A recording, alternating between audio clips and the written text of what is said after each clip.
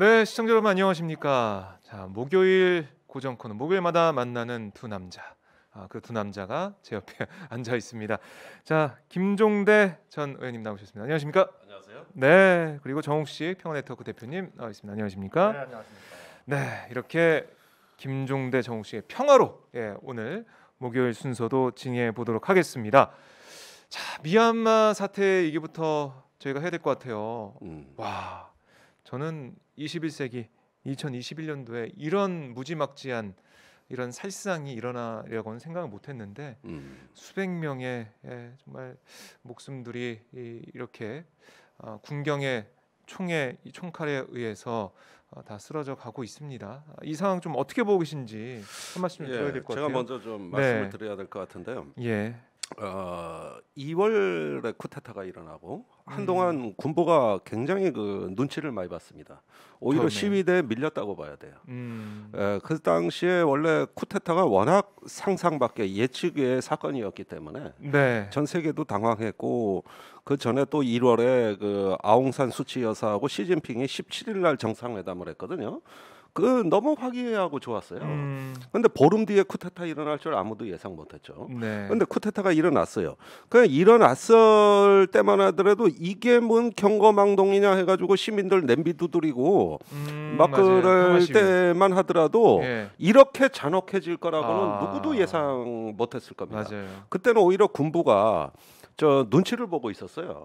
쑥스러운 거예요. 그때 미국이 조금 더 강하게 개입했어야 될 골든 타임을 놓친 겁니다. 지금 어떻게 돼 있냐? 완전히 기고만장해가지고 네. 뭐 대놓고 학살하고 뭐 이제는 폭격까지 하고 있어요. 이건 그냥 시위 진압 수준이 아니에요.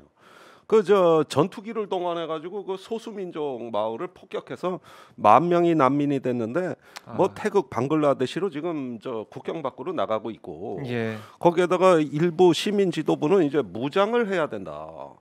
지금 500명이 넘게 밝혀진 것만 그렇죠. 사망을 하고 이렇게 치졸하고 저 잔혹하게 진압을 하는 걸 언제까지 우리가 당해야 되냐. 아하. 그래서 무장을 해야 된다 이러면서 그 군대 창설을 얘기하고 있습니다. 소수민족하고. 그럼 어떻게 되는 그럼 거죠? 정말 내전으로 가는 건가요? 아니 이때는? 지금이 내전 상황이에요. 내전 상황이고? 전투기를 동원해서 민간인 마을을 폭격했는데 그렇죠. 이게 내전이 아니라면 뭐가 내전입니까? 네. 그러니까 그거를 군부는 내전을 불사하는 어떤 그 힘을 보여줌으로써 어떤 힘의 우위를 확실히 갖추겠다는 거예요. 아하. 그러면 지금 저기 우리가 그 뭐 미얀마에서 잔혹한 얘기 하자면 끝이었겠지만 정작 중요한 거는 앞으로 미얀마가 어떻게 되는 거냐, 네. 어디로 가자는 거냐, 내전까지 가는 거냐. 그렇게 되면 보십시오. 인근에 있는 저 방글라데시, 태국, 말레이시아, 베트남, 인도네시아, 브루나이, 네. 이 중에 민주국가가 어디 있습니까? 인도 하나가 민주적인 정치 체제이긴 하겠지만은 전부 다 저기 독재국가 저기 아직은 일당 독재에다가 그 소소한 소수민족 문제가 사방에 널려 있어요. 네. 이것이 내전적 양상으로 돼서 주변국을 자극할 경우에, 권위주의를 자극할 경우에 그동안 이 동아시아에서 있었던 오래된 평화와 또 장기간의 번영, 네. 이런 어떤 것에서 이게 지정학적인 사건으로 격변이 이어지지 않는다고 누가 저 장담할 수 있습니까? 과거에 시리아가 2010년에 민주화 시위였는데 알 아사드 정권이 유혈 진압했어요. 이때 세계가 방치했습니다. 이듬해 어떻게 됐습니까? 2011년에 이게 내전 양상으로 변했고, 그것이 오늘날 서방의 문명 전체를 뒤흔든 지정학적 격변으로 이어졌던 겁니다. 저는 지금 얘기하고 싶은 거는 저 미얀마나 과거의 시리아나 네. 저렇게 사태가 악화된 배경에는 하나의 공통점이 있다. 무책임하고 무능력하기 짝이 없는 국제사회가 있는 겁니다. 국제사회에 저런 문제 문제점. 하나 잡지도 못하면서 대북 전단 얘기나 하고 있는 미국이나 어쨌든 이런 어떤 미얀마 평화 회의 하나를 제안하는 나라가 없는 이런 어떤 사태에서 지금 저 사건이 지금 국내적인 폭력이지만 네. 이것이 향후에 어떤 양상으로 갈지 누가 장담합니까? 1월 달에 이거 예측한 사람이 있습니까? 없었죠. 그럼 앞으로도 마찬가지 아니냐 이거예요, 제 얘기는. 이 김종대 의원님 말씀 들으니까 이게 뭐 간단치가 않은 사안이고 전 세계가 국제사회가 이렇게 그냥 멍하니 바라보고 있기에는 너무나 큰 폭발력이 잠재되어 있다는 생각이 드는데요. 정웅식 대표님 좀 어떻게 보고 계십니까? 그러니까 그 국제사회가 적극적으로 개입해야 된다라고 하는 당위와 네. 과연 어떤 방식으로 어떤 수단을 동원해서 개입할 것이냐라고 하는 이제 이게 현실 사이에 좀 당위와 적시하는 갈등이 현실. 좀 있는 것 같아요. 그러니까 이제 김종대 의원께서 말씀하신 이제 시리아 사태 또 리비아 사태 이런 걸 네. 거치면서 이른바 이제 국제사회에서는 R2P 그래가지고 그러니까 Responsibility to Protect 그래서 민간인 보호 책임을 하나의 이제 국제 규범 그러니까 그것이 국가 간의 무력 충돌이 아니더라도 한 국가 내에서 네. 심각한 이제 그 인도적 위기 특히 이제 정권에 의한 또 혹은 군부에 의한 민간인 학살이 이루어지면 국제사회가 개입해야 된다라고 하는 이제 이 책임론은 꾸준히 발전되어 왔었어요. 근데 이게 특히 이제 리비아에서 대표적으로 이제 이게 실패한 케이스로 거론이 쭉 되어 왔던 것이죠. 그래서 이 R2P가 공론화가 되고 하나의 국제 규범화 되다가 리비아 사태를 R2P를 명분으로 해서 개입했는데 오히려 개입하지 못한 개입을 안 했을 때보다 더 상황이 악화되면서 R2P에 대한 어떤 국제적 정당성이 많이 약화된 상황이에요. 그러니까 지금 미얀마 사태 지금 그 관련해서 국제사회가 개입할 수 있는 그 방식은 크게 세 가지가 있을 수 있겠죠. 하나는 이제 지금 뭐 미국이나 이런 나라들이 미얀마에 대해서 제재를 가하고 있지 않습니까? 경제 제재, 그러니까 사실상 이제 교역 관계를 단절하고 추가 제재까지 경고를 하고 있는 이런 그 상황인데 경제 제재가 과연 뭐 미얀마뿐만 아니라 그런 어떤 한 국가 내부에서 벌어지는 일을 해결할 수 있는 그 좋은 방식이냐, 효과적인 방식이냐에 대해서는 굉장히 이제 많은 논란이 있습니다. 더군다나 미얀마 같은 경우에는 또 이제 중국과의 교역이 한 3분의 1 정도 차지하고 있고 중국은 어떤 국제사회의 다른 나라의 내정 간섭 수단으로서 이제 경제 제재에 좀 반대하는 이런 어떤 기류들이 있기 때문에 강력한 경제 제재를 지금 미얀마에 부과하기도 힘들고 강력한 경제 제재를 부과한다고 해서 과연 지금 미얀마 사태가 완화될 수 또 이게 해결될 수 있는 가능성이 있느냐 여기에 대해서도 이제 좀 우리가 다양한 이제 검토가 필요할 수 있을 것 같고요. 그렇다고 해서 리비아 사태 때처럼 무력 개입을 한다. 그러면 사태가 더 악화될 가능성이 더 큰 것이죠.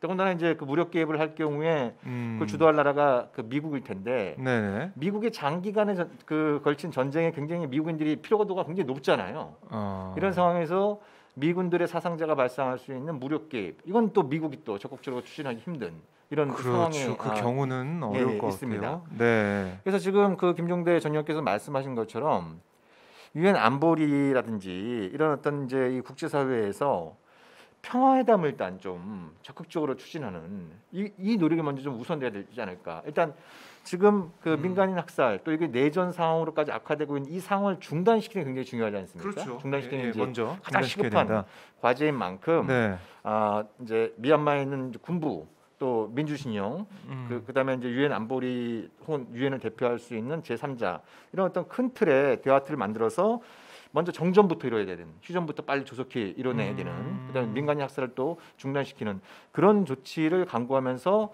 정치적인 해법을 논의해야 될 때가 아닌가라는 생각이 드는 것이죠. 그러니까 휴전부터 그 개입의 방식이 지금 정 대표 얘기한 대로 예방 외교입니다. 그러니까 제가 뭐 리비아 같이 물리적 개입은 저도 반대예요. 그리고 중동의 개입이 어려운 이유는 종파 갈등 때문에 무슨 수니파, 시아파 하나를 건드리면 다른 데서 또 반응하고 연쇄적으로 이러는데 지금 미얀마는 그런 갈등이 아니고 소수의 군부와 대다수의 국민의 대결 구도입니다. 사실 작년 총선에서 미얀마 군부가 얻은 표는 거의 자력으로 그 지지를 얻어서 얻을 수 있는 표는 우리 국회에서 정의당 수준도 안 돼요. 그거에 비하면 정의당이 헐났습니다. 그리고 어디 그 민생당이나 이런 정도 의석밖에 안 돼요. 헌법의 25%를 할당 의석으로 가져가서 망정이지. 그래지 아예 지지가 없어요. 전체 지지율 다 따져봤자 5% 미만이에요. 그러면은 전체 국민과 군부의 대립이고 이것은 매우 선명한 대결 구조입니다. 그리고 비무장과 무장 세력의 대결이에요. 그렇죠. 예. 네. 그런데 이게 내전이 되면 이제 그때 가서 양상이 달라지는 겁니다. 그러면은 예방 외교라는 건 뭐냐면은 일단 미얀마 군부를 협상의 테이블로 불러내도록 압박을 하고 시민 대표와 그 미얀마 군부가 같이 나오도록 그걸 압박 외교를 하고 네. 그것이 실패했을 때를 대비해 국제사회가 같이 협의를 하는 겁니다. 미중 간의 협력은 매우 중요하죠. 예. 이런 것들을 만들어내는 걸로 가는 것이 미국이 그렇게 인권과 어떤 자유의 가치를 얘기하면서 중국을 압박하고 북한을 압박하고 할 바에라면은 똑같은 기준으로 이런 협력도 이끌어낼 수 있어야 그게 진정성이 있는 거거든요. 그렇네요. 신장 위구르만 인권입니까? 미얀마는 인권 아닙니까? 아. 그러니까 그런 면에서 이것은 인권의 문제로 출발을 해서 네. 지역의 평화와 안전 문제입니다. 이게 내전이 되면 어떤 문제가 있냐면 이제 국경이 흔들려요. 그렇죠. 그 카렌족을 폭격을 하니까 이 중에 한 4천 명 정도가 태국으로 피신했는데 네. 태국에서 되돌아가라고 또 쫓아냈어요. 가장 참혹한 난민 사태가 예고되고 있는 거예요. 시리아가 이런 거 방치했다가 어떻게 됐죠? 난민이 터키부터 시작해가지고 난리 유럽 났었죠? 예. 난리 나서 지정학적 격변으로 이어진 거예요. 그렇습니다. 지금 이게 강 건너 불이 아니라 발등에 불이라 이겁니다. 그러니까 왜 개입해야 되느냐 하는 것은 네. 단순한 미얀마 정상화를 넘어 그 지역의 안정과 평화입니다. 그런데 아시다시피 1980년대 이후로 지난 40년간 이 동아시아에서는 총성이 멈췄습니다. 전쟁이 없었어요. 그렇죠. 그 주권과 안전의 바탕 위에서 동아시아가 세계에서 가장 역동적으로 발전하는 지역이 됐는데 지금 저 사태가 하나의 나비 효과처럼 이것이 내전과 난민의 어떤 그 문제로 비화되는 순간 어떻게 되느냐? 네. 이 40년간 총성이 멈췄던 동아시아에서 연쇄적으로 여러 가지 어떤 그 국제적인 문제로 이게 비화가 된다 이거예요. 네. 그러니까 미얀마가 아시아의 시리아가 되지 말란 법이 없다 이겁니다. 이것이 평화회담을 그 지금 개최해야 되는 이유가 되는 겁니다. 네. 우리가 왜 평화를 하느냐? 단순히 미얀마 문의 문제가 아닐 수도 있기 때문에. 그렇지만 사실 또 정치 체제를 보십시오. 인도네시아, 미얀마하고 똑같아요. 거기도 군부 할당 의석 있고 불안한 동거 동티모로 또 소수민족 문제 있고 예. 똑같아. 거기에다가 저 브루나이 왕정 국가입니다. 그런지 저기 주변을 보자고. 그러니까 이런 어떤 그 민주주의로 점진적으로 이행해갔던 동아시아에서 다시 권위주의가 자극이 되고 또 저 중국의 또 어떤 공격적인 어떤 흐름들이 네. 나타났을 때 이 지역이 불안해질 수 있는 거예요. 그렇네요. 이걸 평화적으로 관리할 수 있는 어떤 국제적 대화. 네. 그래서 미얀마 군부에게 압박을 가할 수 있는 너 이러다 왕따 될 수 있어요. 그런데 지난주에 벌어진 사건 보십시오. 미얀마 국군의 날이라 그래가지고 초호화 파티를 개최했는데 거기에 온 사절단이 누구냐? 중국, 러시아부터 해가지고 인근 독재 국가 저기 권위주의 국가로 알려진 사람들 전부 사절단 와가지고 그러니까요. 그 훌라잉 최고 사령관한테 자네 술 붓고 축하하고. 네. 이거 뭡니까 이거? 아하. 그러니까 이렇게 되면은 저기 아시아 정세가 앞으로 어떻게 되냐면은 저 쿠데타를 결연히 반대하는 어떤 자유주의 민주 세력과 그래도 권위주의 잔존을 원하는 세력으로 없던 그 분쟁선이 생겨나요. 그런데 대한민국이 왜 중요하냐면 아시아 민주주의의 종주국이기 때문이에요. 우리는 5.18을 겪고 6월 항쟁을 겪고 하면서 그 나름대로 어떤 그 민주주의와 경제 성장을 동시에 달성한 유일한 나라입니다. 그렇죠. 아래로부터의 혁명으로 자유와 번영을 성취한 유일한 중견국가 대한민국이에요. 네. 이런 나라가 아시아에 없어요. 있냐고? 없다고. 없죠. 그러니까 우리가 그 앞으로 휴대폰이나 케이팝을 수출하는 나라에서 민주주의를 수출하는 나라로 우리는 더 올라서야 된다고 저는 생각합니다. 네. 그것이 개입의 방식은 예방 외교를 촉구하는 그럼으로써 그 저쪽 동남아시아에서의 안정이 네. 우리 동북아시아의 한국과 일본의 번영에도 중요한 그 저기 하나의 조건이라는 거. 이런 어떤 부분들을 하고 이 저기 그 민주주의와 어떤 번영에 대한 어떤 이러한 그 국민들의 의지를 수출해야 할 수 있는 그래서 지금 미얀마가 저 국내 2만 5천 명의 노동자를 우리나라에 보냈는데 네. 저기 저 완전히 무정부 상태로 어느 날 미얀마가 가면은 이 2만 5천 명은 난민이 된다 이겁니다. 아하. 이거 감당할 수 있습니까? 그런 부분도 있네요. 감당할 수 있냐고. 그러니까 예방 외교를 해야 된다. 이런 점에서의 예방 외교를 한국이 네. 그 제안을 하고 미국과 중국이 경청하거나 또는 협력하는 그러면서 참여하는 전 장착 그 방향으로 갈 거라고 봐요.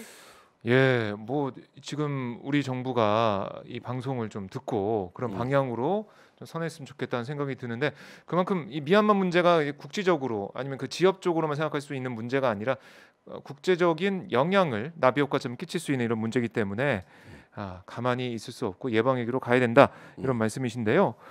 이게 아까 뭐 중국 얘기 잠깐 하셨지만 중국의 입김이나 영향력 이런 것도 무시할 수가 없잖아요. 특히 지금 미중 사이에서 갈등이나 이런 것들이 이제 커지고 있는 이런 상황인데 미얀마 사태에 주는 영향 어떻게 좀 예상할 수 있을까요? 이제 좀 그 우려되는 시나리오는 중에 하나는 그러니까 사실 그 뭐 중국이 공개적으로 뭐 미얀마 군부를 지지하고 그런 건 아니지 않습니까? 네. 다만 이제 좀 그 내정 불간섭 원칙을 견지하는 이런 어떤 태도도 있고 또 뭐 이상한 얘기도 있잖아요. 뭐 군부가 고용한 그 이스라엘 모사드 출신의 그 로비스트는 아웅산 수치 정권이 중국에 너무 접근하는 바람에 그걸 차단하기 위해서 쿠데타를 일으킨 거다. 이런 좀 황당한 얘기도 뭐 이렇게 들리고 그래요. 근데 예. 이 상황에서 우려가 되는 건 미얀마 사태가 계속 악화되고 중국이 그걸 방관하거나 더 나가서 두둔하고 있다. 이런 이미지들이 만들어지면 네. 그러면 미국은 또 그걸 중국을 좀 악마화하는 어. 이런 하나의 근거로 활용할 가능성들이 이제 제기가 되는 것이죠. 그럼 이게 또 이제 미중 관계가 더 악화되고, 예. 그러면 또 이제 미얀마 사태의 평화적인 해결을 더 어렵게 만드는 국제적인 분위기가 만들 수 있고 이런 악순환을 차단하는 게 굉장히 좀 중요한데요. 네. 그래서 이걸 미국이나 중국에만 맡겨둬서는 안 됩니다. 지금 아마 유엔 안보리 상임이사국이 노르웨이, 그 의장국이 노르웨이로 제가 이렇게 기억을 하는데 노르웨이가 그런 그 국가 간 혹은 국가 내부의 분쟁 문제 해결에 굉장히 많은 그 연구와 노하우를 축적한 국가예요. 나라입니다. 노르웨이가. 네. 예. 그래서 이제 노르웨이가 지금 의장국이기 때문에 노르웨이가 그런 미얀마 사태의 평화적 해결을 위한 안보리 회의도 좀 소집하고 우리는 지금 안보리에 소속되어 있지 않은 상황이지만 방금 전에 김종규 전 의원도 말씀하신 것처럼 네. 우리가 여러 가지 조언을 줄 수 있는 또 이게 대안을 잴 수 있는 그 경험적, 지적인 역량들을 갖고 있는 부분들이 있는 만큼 우리도 좀 그런 목소리를 좀 내야 되는 것이 아닌가. 그러니까 설마 했는데 지금 내전까지 좀 치닫고 있단 말이에요. 그렇죠. 이 상황에서 더 악화되면 방금 전에 김정규 전 의원이 말씀하신 것처럼 이게 이제 또 국제 문제로까지 번질 수 있고 그 불똥으로부터 한국도 자유할 수 없는 이런 상황이 만들어지고 있다고 한다면 네. 조속히 좀 평화적인 해결을 위한 좀 국제사회의 지혜를 모아야 된다. 이런 점을 좀 다시 한번 강조하고 싶습니다. 네. 참 미중 갈등도 변수가 될 수 있겠다는 생각이 들고 이제 국제사회가 계속해서 뭐 그냥 성명 내고 뭐 그러지 말라 뭐 이렇게 하는 수준을 좀 넘어선 것 같아서 지금 저희가 화면으로도 이 군부의 잔혹성이나 이런 것들을 여러분께 좀 보여드리고 있는데 이 민주주의를 수출하는 나라가 돼야 된다 이런 말씀까지 하셨는데 우리가 여기서 좀 주도적 역할을 해도 될 것 같아요. 우리 그러니까 이렇게 정부가 보죠. 예? 지금 우리 정부가 굉장히 신중한 입장이에요. 신중한 입장을 좀 보이고 그리고 있긴 한데. 미얀마 군부도 우리 정부에 신중해요. 소모토라는 한 인물을 지명수배령을 때리면서 그 이유가 이재명 지사를 만나서 예. 군부에 나쁜 말을 했다. 맞아요. 뭐 그렇더라고요. 예. 그런데 이재명 지사나 우리 정부엔 항의 못해요. 한국이 크고 강하다고 보는 겁니다. 네. 그러나 자국 국민은 지명수배를 해가지고 그분이 이제 방송에 못 나와요. 또 가족의 안전도 그렇겠네요. 중요하고. 네. 그러니까 이걸 봐야 돼요. 지금 이 동아시아의 번영이라는 것은 그 동남아의 그 저기 스플루티쿠 제도인가? 내 발음이 잘 안 되는데 그 난사군도라고 알려져 있고 여기에 6개국이 영유권 분쟁을 하고 있습니다. 단순한 미중 대립이 아니에요. 거기에다가 이제 그 해양으로 이렇게 하면서 어떤 그 연안 도시를 중심으로 해가지고 이 동아시아의 이제 역동적인 발전이 이루어져 왔는데 어느 한 부분이 그 고장 났을 때 네. 이 전체 시스템에 영향을 줄 수 있는 겁니다. 그러니까 우리가 뭐 미국이 항해 자유 작전이라고 해서 휘젓고 다니지만 네. 의외로 작은 문제도 해결 못하는 경우가 굉장히 많습니다. 네. 그럼 우리가 이걸 강 건너 불로 이렇게 바라볼 게 아니라 이 지역의 어떤 규칙에 기반한 자유와 통상, 네. 그다음에 어떤 번영의 질서를 지켜야 된다는 이게 음. 아시아 국가들의 공통적인 염원이고 예. 또 무엇보다도 최근에 태국에서도 민주화 시위가 이제 일어날 조짐 아닙니까? 그렇더라고요. 예. 예. 그리고 인도네시아도 제가 보기엔 좀 수상해요.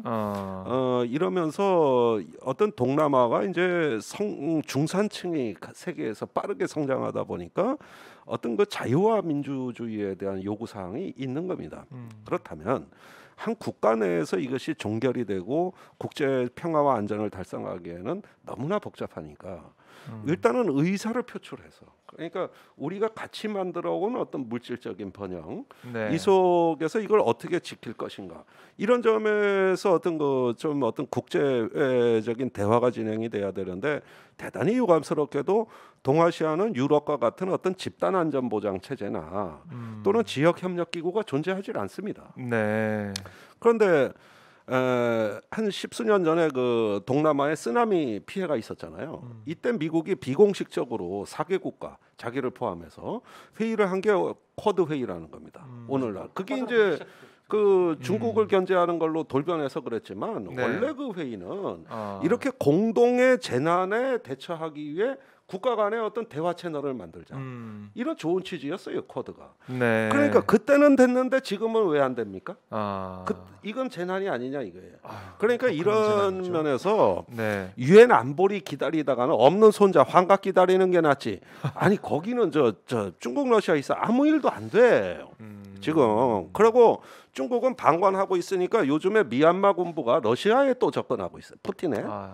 이리저리 지들도 저기 생존 전략을 갖고 있단 말이에요. 그렇겠죠. 그러다 보면 또 러시아는 왜 우리한테 오냐고 이러고 있어요. 그러니까 이래다가는 다 저 주저앉게 생겼으니 네. 그게 아니라 하나의 어떤 그 지정학적인 변수가 나타났을 때 이것이 나비 효과가 될 수 있다면은 네. 아니 과거에 그 저 쓰나미에도 그때 잘했잖아요. 그때 막 미국이 군함 보내서 왜 구조 활동도 하고 쿼드도 만들고 뭐 그리고 우리도 돈 보내고 그랬잖아. 왜 안 되는 거지? 왜 안 되냐고. 그러니까 그런 면에서 순수하게 그게 이제 그 사태의 성격이 좀 다르기 때문에 그런 부분들은 좀 유심히 볼 필요가 있어요. 근데 우리가 이거를 갖다가 너무 이렇게 그 뭐 체제의 문제, 이념의 문제, 네. 뭐 민주주의 대 뭐 독재. 그래서 뭐 미국을 비롯한 민주주의 국가는 그 이제 미얀마의 민주진영의 편이고 독재 국가는 군부의 편이고 이런 식으로 접근하면 이 문제 해결은 더더욱 더 불가능해집니다. 지금 이 상황 자체가 이게 진영 대결 논리로 이제 번지게 되면은 더더욱 더 어려워진 부분이 있고. 그래서 과거에도 보면은 예를 들면 시리아 사태 그게 뭐 만족스러운 결과를 얻지는 못했지만 러시아의 푸틴이 적극적으로 중재를 해서 뭐 회담도 성사되고 이런 적도 있었어요. 예. 그러니까 지금 그 미얀마의 군부가 예를 들면 이제 러시아 정부하고 좀 가까운 관계에 있다라고 한다면 그러면 러시아 정부가 오히려 지금 상황에서 초기에 어떤 협상 테이블을 만드는 데 있어서 전향적인 역할을 할 수 있는 여지도 있는 거거든요. 그래서 너무 이 상황을 단순하게 볼 경우에는 더 악화될 수 있는 소지들이 많이 있습니다. 그래서 제가 강조드리고 싶은 거는 안보리 이외의 다른 틀도 우리가 여러 가지 이제 생각을 해볼 수 있겠지만 일단 안보리에 간접적으로 이 연관된 국가들이 다 거의 다 들어와 있기 때문에 또 어찌됐든 국제 규범상 안보리가 이런 문제를 해결하라고 이제 존재하는 것만큼 안보리에서 실질적인 논의가 가능하도록, 왜냐하면 우리 정부도 그런 걸 촉구할 수 있습니다. 우리가 거기 당사자는 아니지만 촉구할 수 있는 이런 어떤 부분들이 만들어져야 된다. 지금 상황 자체가 너무나도 계속 악화일로를 걷고 있기 때문에 일단 지금 상황을 멈출 수 있는 그거부터 시급히 좀 만들어야 된다라는 거죠. 알겠습니다. 자, 뭐 미얀마 사태는 계속 저희가 팔로우를 해야 될 것 같고요. 이 문제가 더 어떻게 보면 좀 흥미롭고 저희가 들여다봐야 되는, 자세하게 봐야 되는 문제일 것 같아서 2부로 바로 좀 넘어가 보겠습니다. 2부로 넘어가기 전에 제 화면 보시면은 광고가 바뀌었어요. 네, 흥미진진 세계사가 아니라 오늘은 한반도의 길, 왜 비핵지대인가라는 책이 이미지가 떠 있습니다. 다들 보고 계시죠? 이 책 이 책은 또 누가 쓰신 건가요? 왼쪽에 앉아 있는 분이죠. 네. 겁나 쑥스럽습니다. 네. 이 책도 그 정홍식 대표가 예. 쓰신 건데 이게 신간인가요? 이번에 나온 건가요? 작년에 작년에 낸 책인데요. 책이고 예. 네. 어떤 책인지 좀 설명 좀 해주세요. 저자와의 대화 시간 잠깐. 그 제목은 좀 딱딱해 보입니다만 네. 지금 뭐 남북 관계 한반도 상황이 굉장히 안 좋지 않습니까? 음. 그 왜 이렇게 된 거냐? 네. 예. 왜 이렇게 된 거냐? 왜 이렇게 된 거냐? 예.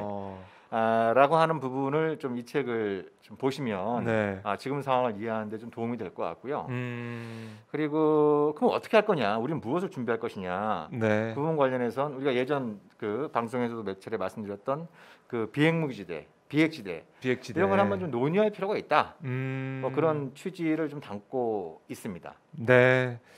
우리 통일 문제 또 외교 안보 문제 관심 있으신 분들은 이 책도 보시면은 지금 현재 상황을 잘 정리해 보실 수가 있을 것 같고요. 네, 한반도의 길 이 책 지금 옆에 이미지에 떠 있습니다. 각 서점에 있으니까요.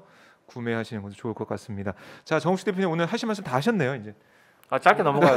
너무 길면 역효과가 일어납니다. 네, 하신 말씀 다 목적은 달성하신 게 아닌가 싶기도 하고 예. 자, 2부로 넘어가 보도록 하겠습니다. 한미 동맹에 대해서 우리가 뭐 여러 차례 얘기를 했지만은 이번에는 좀 현안으로 또 볼 수가 있는 부분인데요. 김준영 국립외교원장이 뭐 책을 써서 여기에 대한 인터뷰하는 과정에서 얘기하는 과정에서 한미 동맹에 대한 과도한 의존을 가스라이팅 상태로 표현하면서 문제를 제기했습니다. 근데 뭐 이 발언에 대해서 뭐 비판의 목소리도 있고 지적도 있기도 했는데요. 어쨌든 가스라이팅이라는 발언이 나올 수밖에 없는 그 표현이 이렇게 될 수밖에 없는 그런 현상이 있는 것이겠죠. 그러니까 김준영 이 원장의 문제 의식 우선 이것부터 물어봐야 될 것 같아요. 두 분은 이 문제 의식이 좀 동의하시는지. 네. 그 전에 그 문정인 대통령 외교안보 특보도 네네. 그랬고 이번에 김준영 원장도 그랬고 당연한 말을 하는 건데 화제가 되는 이유는 이제 그 대통령 안보 특보라든가 국립외교원장이라는 직위 예. 거기에 이제 있는 어떤 공인의 입장이다 보니까 돌출이 되는 거거든요. 근데 김준영 원장은 뭐 개인적으로도 잘 알고 또 그분이 하신 말씀 저도 들었습니다만 굉장히 유연한 사람이에요. 유연하다. 네, 굉장히 합리적인 사람이에요. 네. 그리고 저기 그 작년에 미국 코로나 대선에 관한 책도 썼는데 네. 굉장히 잘 쓴 책입니다. 짧은 소책자지만.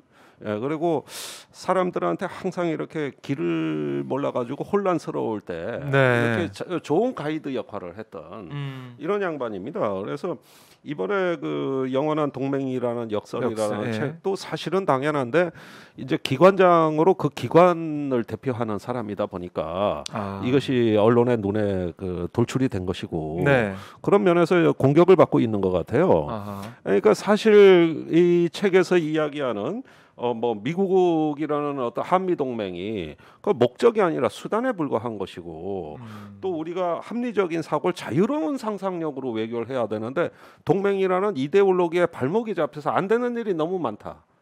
이 얘기인데 네. 당연한 얘기죠.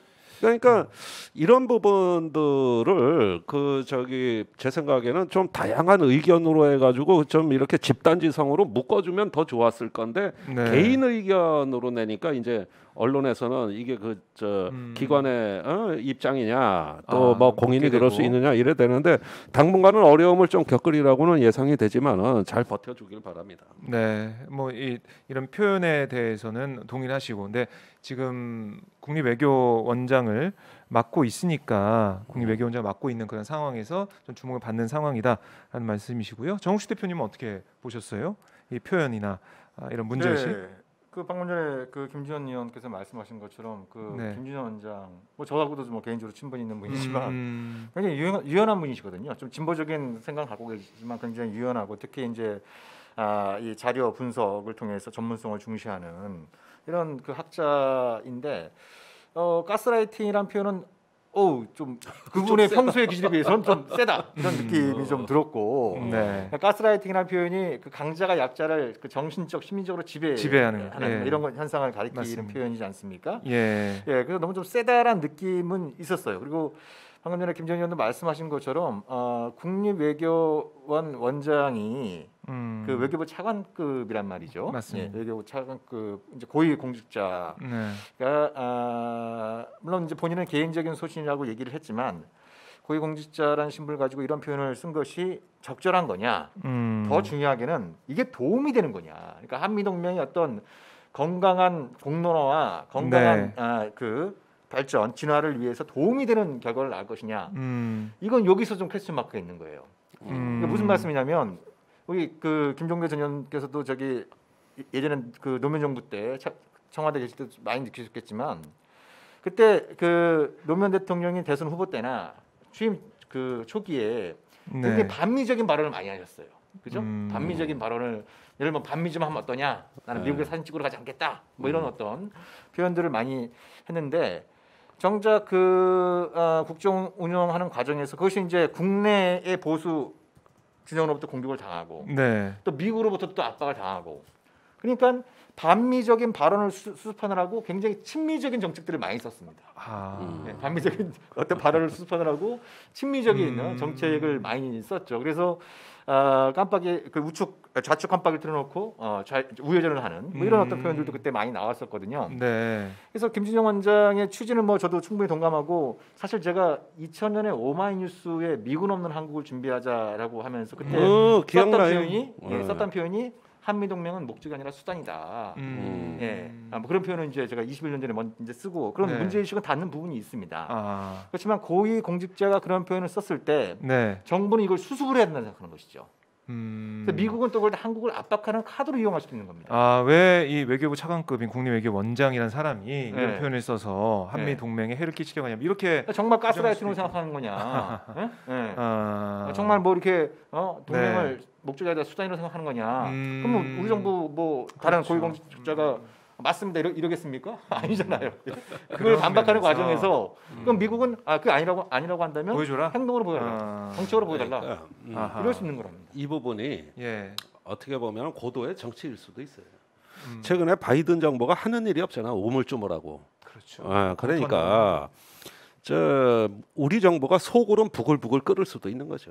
트럼프 때는 뭔가 진행이라도 했다고. 뭐 결과는 못 냈지만. 그런데 이런 상황에서 일단은 이 국립외교원장이라는 자리는 그 과거에 이 자리를 거쳐간 사람들 몇 면을 보더라도 다소 좀 어떤 공격성이 강한 사람들이 거쳐간 사례가 있습니다. 그러니까 어떤 정권의 그 이념을 만드는 공장 같은 역할 이런 거예요. 그러니까 원래 국립외교원은 외교관의 집단이라고 생각한 보수적인 게 맞습니다.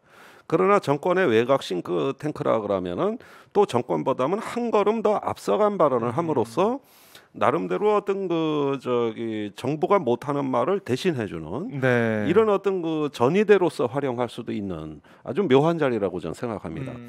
그런 면에서 한번 이런 발언이 나가야 된다는 정무적 판단이 있었던 것이냐. 사실 이건 정부하고 관계없는 개인 발언이에요. 그렇죠. 그러니까 복합 배드캅 역할 분담으로 그런 식의 그 개인 발언의 형식을 통해 가지고 하는 거. 초기에 이 정부가 출범하던 2017년 이래로 문정인 특보 발언이 얼마나 문제가 많았습니까? 그런데 이후에 그것이 남북 관계의 흐름에 따라 가지고 또 인정받기도 하고 우여곡절을 겪었거든요.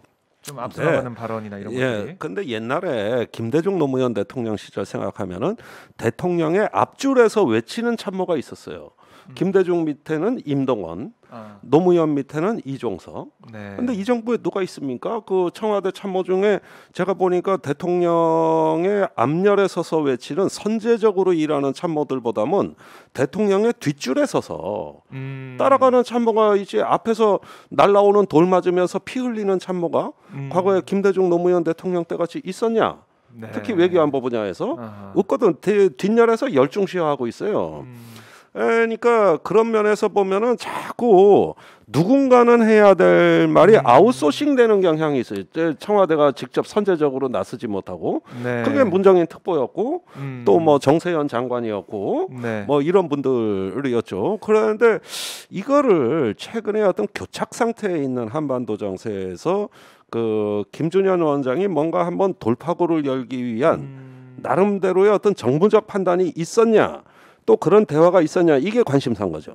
이게 굉장히 궁금하네요, 진짜. 저는 뭐 있었을 거라고 단언은 못합니다. 또 그렇다고 확신도 없어요.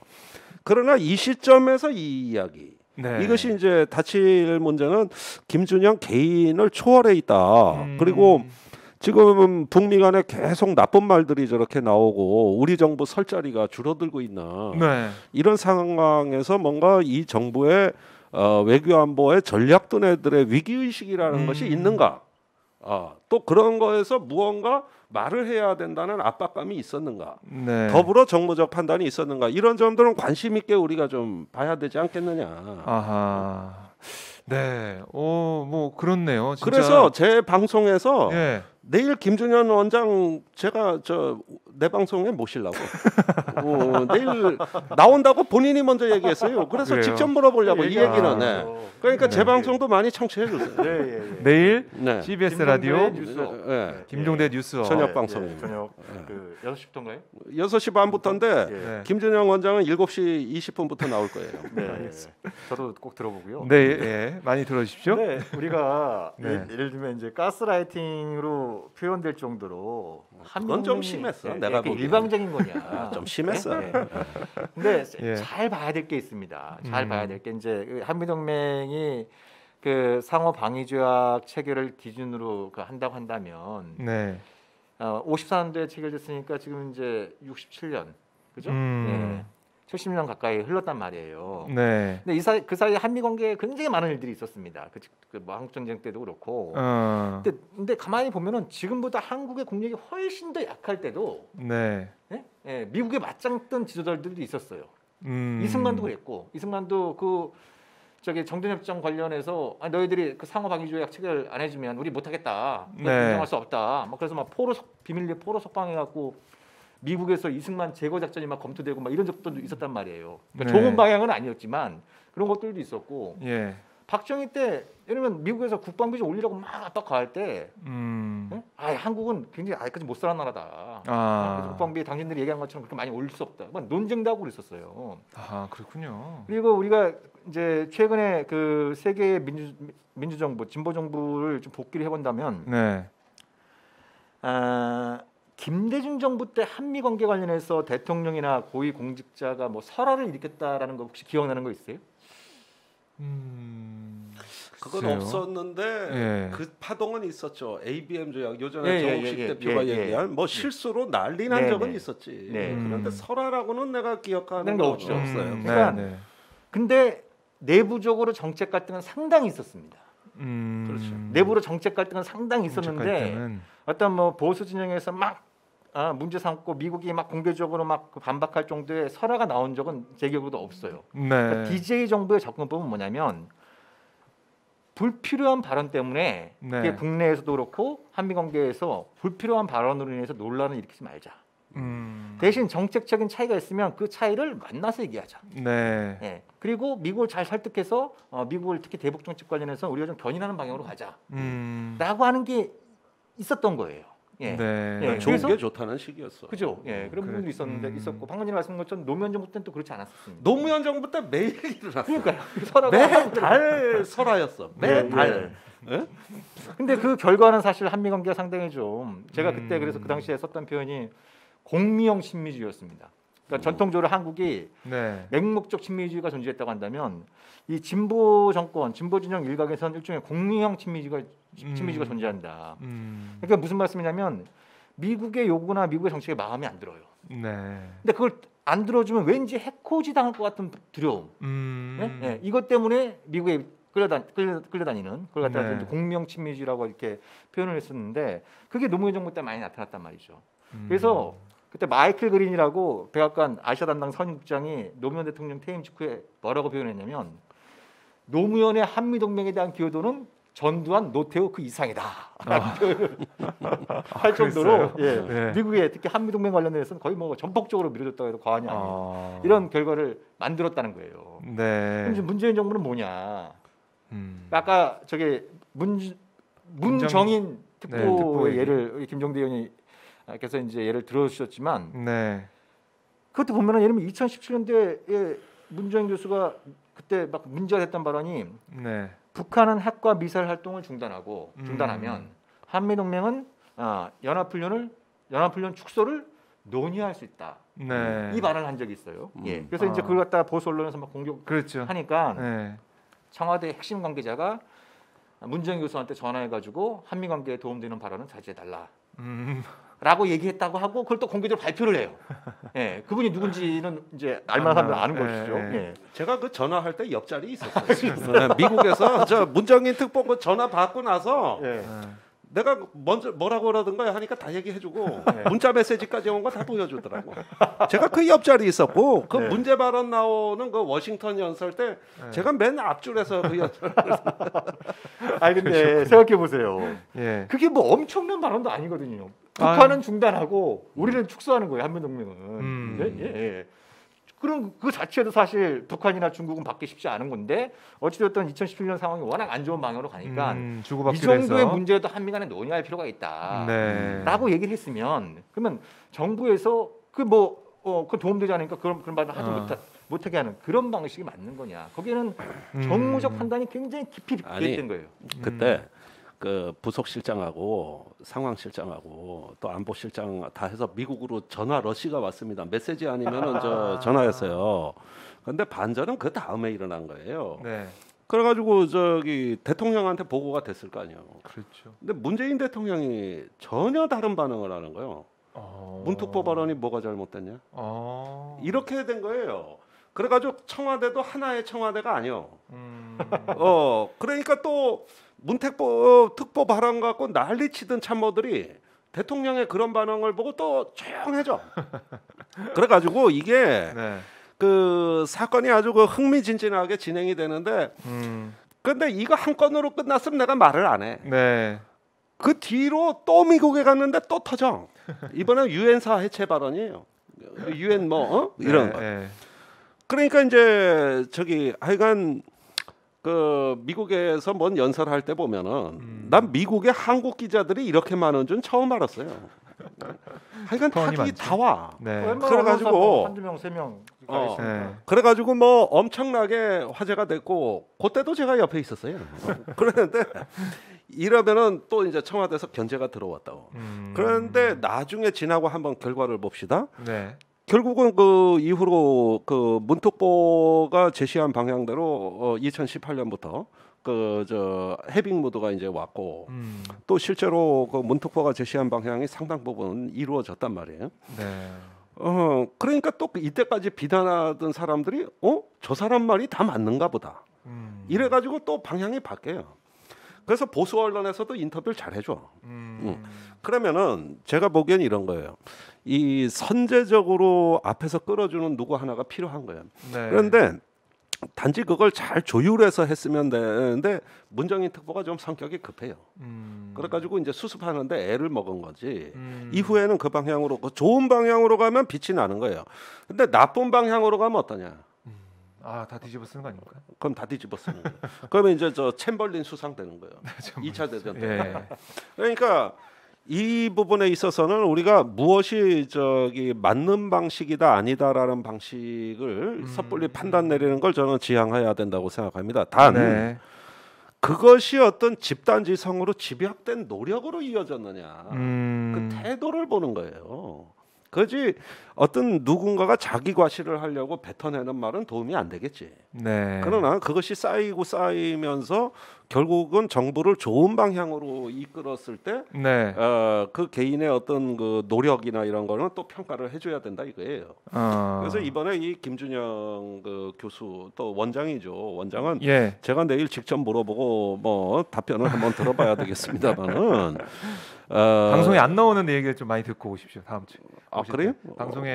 방송에 내일 하실 텐데 네. 그 공식적인 내용 말고 조금 밖에서 하는 얘기. 밖에서 하는 얘기를 조금 두 분이 케미가 잘 맞는 분들이기 때문에 네. 내일 재미난 얘기 그럼 많이 내일 나올 소주 것 같아요. 한 잔을 방송 끝나고 하는 방향으로 예, 가야 될 것 같아요. 제가 그건 미리 알려놓을 테니까 취재를 하고 오십시오. 좀 활발한 취재를 하겠습니다. 그래서 이 동맹의 문제가 지금 굉장히 그 한반도 주변 긴 정세가 아주 교착돼 있는 상황에서 우리가 근본적인 문제를 거론한다는 건 분명 부담이 됩니다.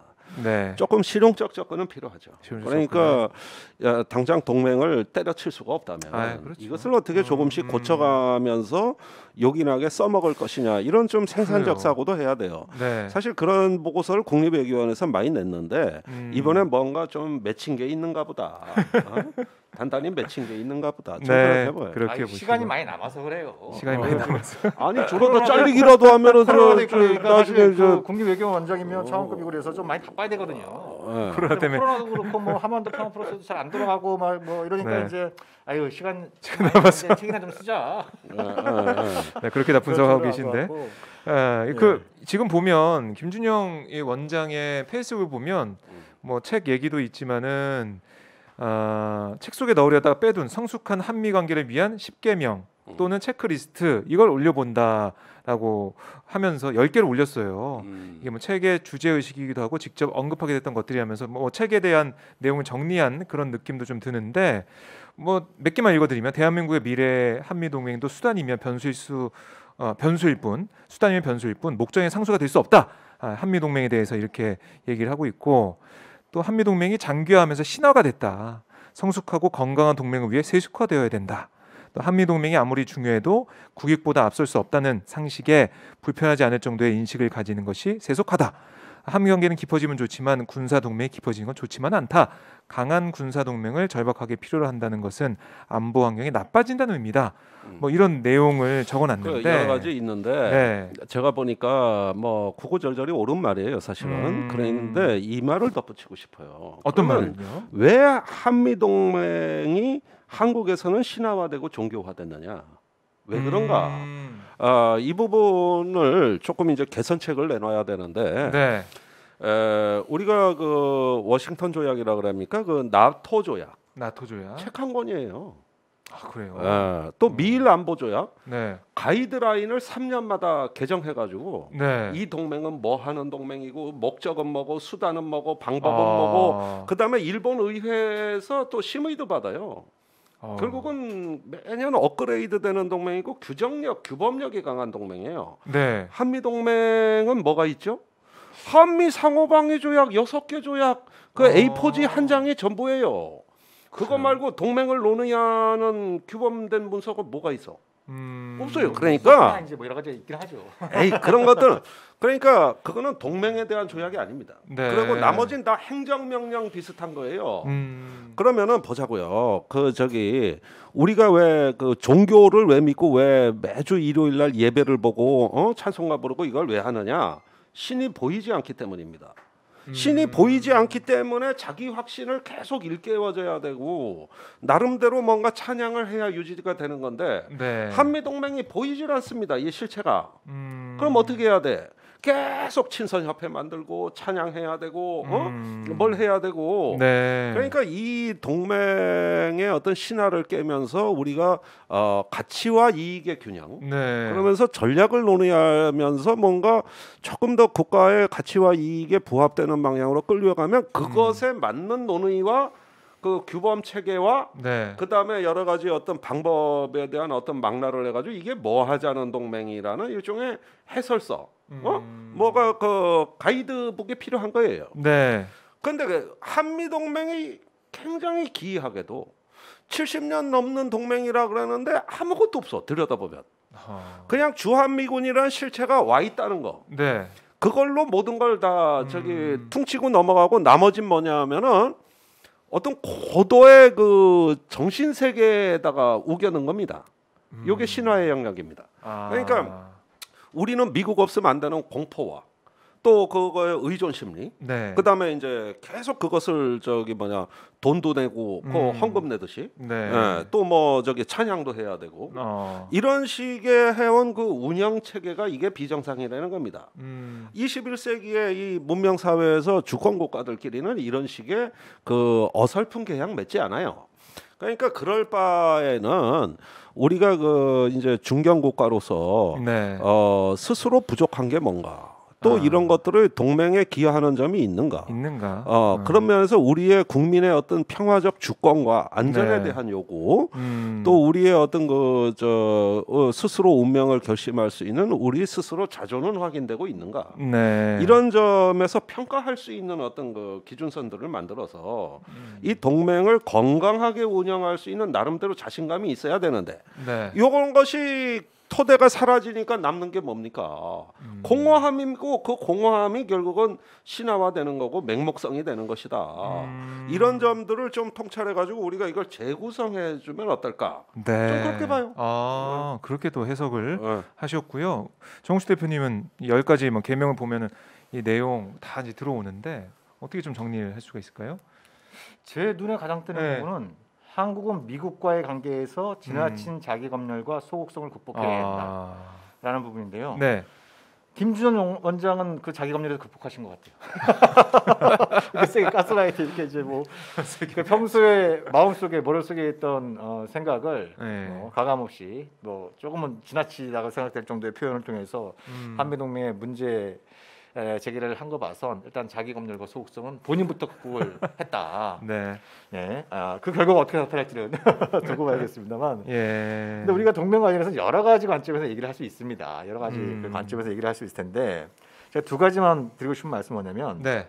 일단 한국이 많이 컸잖아요. 그죠? 한국이 아까도 김종대 선생님도 말씀하셨던 것처럼 거의 그 제3세계 국가 그 식민 지배와 또 아주 참혹한 전쟁을 경험했던 나라들 가운데 네. 예, 자유와 번영을 그것도 아래부터의 힘을 통해서 이룬 거의 유일한 국가군에 속하고 지금은 보면은 경제력이 올해 아마 세계 9위 정도로 예상되고 있고 네. 군사력은 세계 6위. 그렇죠. 한국이 강대국입니다. 이 정도면 강대국이죠. 200개 국가 중에 이 정도 상당한 수준의 이제 강대국은 아니지만 강국이죠. 예. 그러니까 상당한 수준의 이제 근력은 어느 수준으로 커진 거예요 이미. 성장을 했어요. 근데 과연 그 신체 성장에 걸맞게 그 지적, 특히 이제 이 정신적인 성장도 같이 이루어졌느냐. 특히 한미동맹과 관련해서 왜 우리의 덩치는 계속 커져왔는데 네. 정신적, 정서적 대미 종속은 거의 변화가 없거나 오히려 더 심해지고 있는 건가. 예.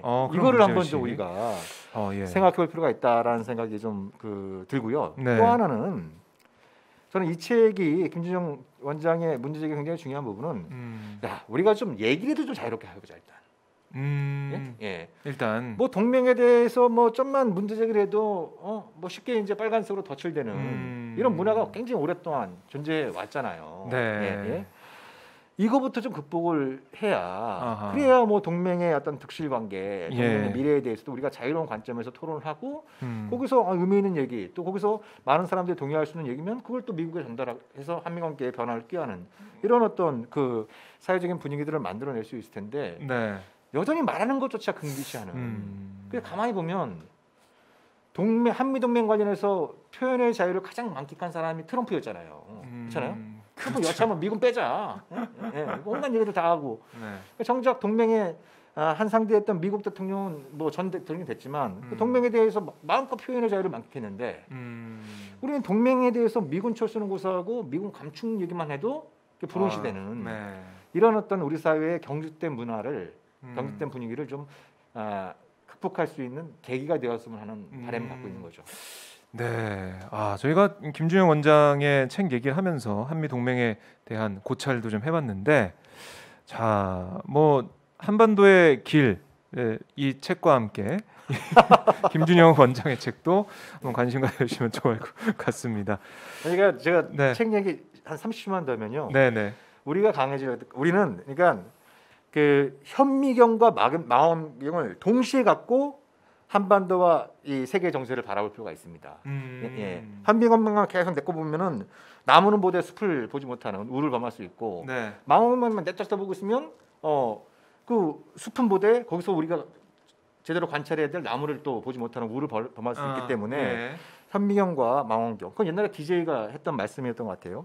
그런 걸 보고 이제 우리가 한반도와 국제 정세를 바라볼 필요가 있다라는 건데 거기서 얘기될 수 있는 부분이 제가 비핵 시대를 얘기하는 것이 바로 우리가 망원경을 가지고 세계를 쭉 보면 세계를 쭉 보면 비핵 무기 시대는 하나의 국제적 보편성으로 자리 잡고 있다는 걸 확인할 수 있습니다.